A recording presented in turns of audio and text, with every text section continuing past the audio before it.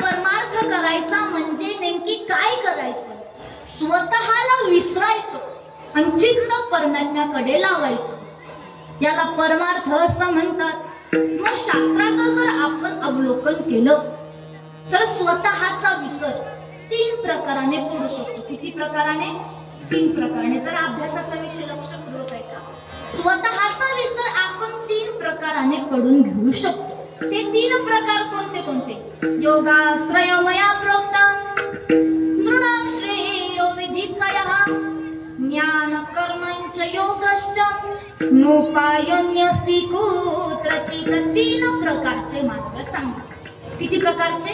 3 प्रकारचे. कोणकोणते? ऐका. ज्ञान मार्ग, योग मार्ग आणि कर्म मार्ग. डोक्यात येते तुमच्या? ऐका बरं का. ज्ञान मार्ग, योग मार्ग आणि कर्म मार्ग. ज्ञान मार्गाने स्वतःचा विसर पडू शकतो, पण तो दीर्घकाळ टिकू शकत नाही.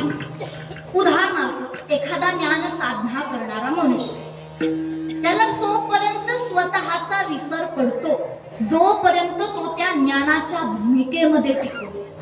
नाही तर आमच्या इथे एक बाबा आहे, दिवसभर लोकांना ज्ञान सांगणार. पंचदशी, विचार सागर, पंचीकरण, दिवसभर लोकांना ज्ञान सांगणार आणि घरी गेल्यावर बायकोशी भांडणार. मला सांगा, त्यांना ज्ञान नाही का? ज्ञान आहे, पण ज्ञानाच्या भूमिकेत ते दीर्घकाळ टिकून. किंवा महिला मंडळ, मला सांगा तुमच्यापैकी हरिपाठ कोणाकोणाचा पाठ आहे? बरं हात वरती करा. एकच करा हो, 2 नका. कोणाकोणाचा पाठ आहे? करा पटापटा हात वरती करा. कोणाकोणाचा पाठ आहे हरिपाठ? म्हणजे तुमचा पाठ आणि बाकीचे सपाट.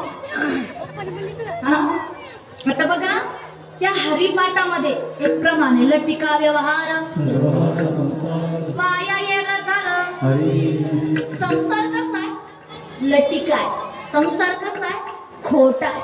मग संसार खोटा आहे हे माहित असताना आपण घरी गेलो सुनेशी का बरं म्हणतो? मग याचा अर्थ आपल्याला ज्ञान नाही का?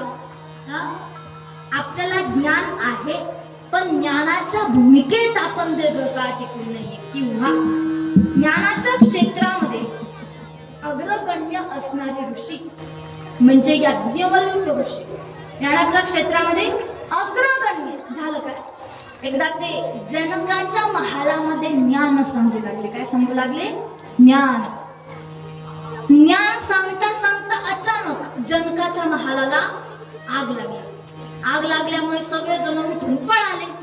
त्यात हे याज्ञवल्क्य ऋषी उठले आणि आतल्या खोलीत पडू लागले. थोडस दूरवर जाऊन बघितलं आणि मागे वळून बघितलं तर जनक राजा आपल्या ठिकाणी शांत बसले. गायगाईनं त्याच्याकडे गेले. का हो? म्हणे तुमच्या महालाला आग लागली आणि तुम्ही तो शांत का बरं बसले? जनकाच्या मुखातून शब्द बाहेर पडले, जे जळतंय ते माझं नाही, जे जळतंय ते माझं नाही, आणि जे माझं आहे ते कधी जळत. आलं का तुमच्या लक्षामध्ये? आलं का? बोला जरा, मान हलवा. आलं का लक्षात? तर काय काही ठिकाणची परिस्थिती अशी, कीर्तन झालं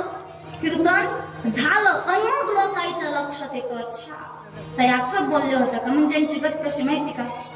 एसटी गेली निघून आणि हात केला मागून, यांची अशी गत आहे.